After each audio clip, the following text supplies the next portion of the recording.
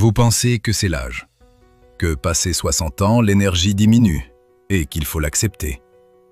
Mais si votre fatigue n'était pas liée à l'âge, et si elle venait d'erreurs précises que vous répétez chaque jour sans le savoir, des erreurs qui ralentissent vos cellules, qui sabotent votre production d'énergie, qui affaiblissent progressivement votre corps.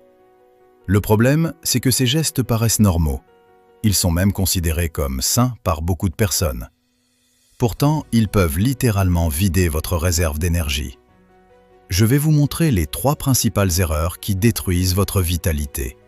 Et la 3e est celle que presque tout le monde sous-estime.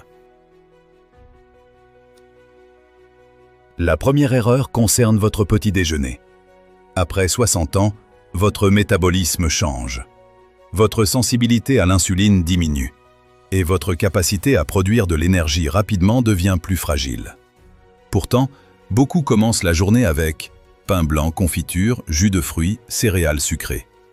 Résultat, un pic de glycémie rapide, puis une chute brutale 1 à 2 heures plus tard.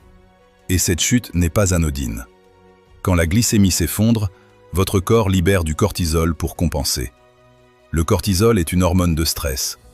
À court terme, il vous réveille. À moyen terme, il épuise vos réserves. Mais ce n'est pas tout. Vos cellules produisent leur énergie grâce à une molécule appelée ATP. L'ATP est fabriqué par vos mitochondries. Ce sont les centrales énergétiques de vos cellules. Après 60 ans, le nombre et l'efficacité des mitochondries diminuent naturellement.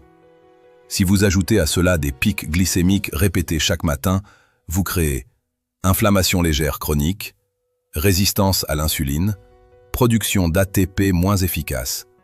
En clair, vous ne manquez pas d'énergie par hasard. Vous perturbez sa fabrication dès le réveil. Un petit déjeuner trop sucré peut vous faire entrer en mode fatigue dès 10 heures du matin. Et si vous vous sentez faible avant midi, ce n'est probablement pas l'âge. C'est ce mécanisme. La 2e erreur est plus insidieuse. Elle ne concerne pas ce que vous mangez. Elle concerne ce que vous ne faites plus. Après 60 ans, le corps entre dans un processus appelé inflammaging. C'est une inflammation chronique de bas grade liée au vieillissement. Elle est silencieuse, invisible, mais elle fatigue en permanence l'organisme. Et qu'est-ce qui l'aggrave le plus? La sédentarité. Rester assis longtemps, bouger moins qu'avant, réduire les efforts par prudence. Le problème, c'est que vos mitochondries ont besoin de stimulation. Quand vous contractez vos muscles, quand vous marchez, quand vous sollicitez votre corps, vous envoyez un signal. Produisez plus d'énergie. Sans stimulation, les mitochondries diminuent encore plus vite. La production d'ATP baisse. L'endurance chute. La récupération ralentit. Et progressivement, vous entrez dans un cercle vicieux. Moins vous bougez, moins vous avez d'énergie. Moins vous avez d'énergie, moins vous bougez. Ce n'est pas l'âge qui vous affaiblit directement, c'est la perte de signal envoyé à vos cellules. Même 20 à 30 minutes de marche active par jour peuvent améliorer la sensibilité à l'insuline, réduire l'inflammation et stimuler la biogénèse mitochondriale. En clair, bouger n'est pas une option, c'est un déclencheur énergétique. Ignorer cela, c'est accélérer l'épuisement. La 3e erreur est souvent ignorée. Et pourtant, elle agit chaque nuit. Le sommeil. Beaucoup de personnes, après 60 ans, disent « Je dors moins, c'est normal ». Non, dormir moins n'est pas forcément grave. Mais dormir mal, oui. Car la nuit, votre corps ne se repose pas seulement, il répare. C'est pendant le sommeil profond que la production d'hormones de croissance soutient la réparation cellulaire.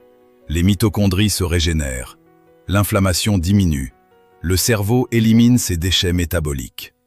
Si votre sommeil est fragmenté, avec des micro-réveils fréquents, ou si vous vous endormez devant la télévision, ou si vous vous réveillez plusieurs fois pour uriner, votre récupération est incomplète. Et cela se traduit par baisse d'énergie le matin, sensation de brouillard mental, faiblesse musculaire, besoin de sieste répétée. Mais il y a un mécanisme plus profond. Un mauvais sommeil augmente le cortisol dès le réveil. Il augmente aussi la résistance à l'insuline et il entretient l'inflammaging dont on a parlé. Autrement dit, vous commencez la journée déjà fatigué, au niveau cellulaire. Et si cela se répète chaque nuit, l'épuisement devient chronique. Ce n'est pas un manque de volonté, c'est une récupération insuffisante. Après 60 ans, la qualité du sommeil devient un pilier énergétique. L'ignorer, c'est laisser votre batterie se vider chaque nuit. Perdre un peu de vitesse peut être normal, mais se sentir épuisé en permanence ne l'est pas. Dans la majorité des cas, la fatigue chronique n'est pas l'âge. C'est un ensemble de signaux mal envoyés à vos cellules. Un petit déjeuner qui provoque des chutes d'énergie. Un corps pas assez stimulé pour maintenir ses mitochondries actives. Un sommeil qui ne répare plus correctement. Et progressivement, votre production d'ATP diminue. Moins d'ATP, moins de force, moins d'endurance, moins de clarté mentale. La bonne nouvelle, ces mécanismes sont modulables. Votre corps, même après 60 ans, reste capable de s'adapter. Mais il faut comprendre ce qui le freine. La fatigue n'est pas une fatalité, c'est un signal. Si vous voulez continuer à comprendre ce qui use réellement votre énergie, abonnez-vous. On va décortiquer ces mécanismes un par un.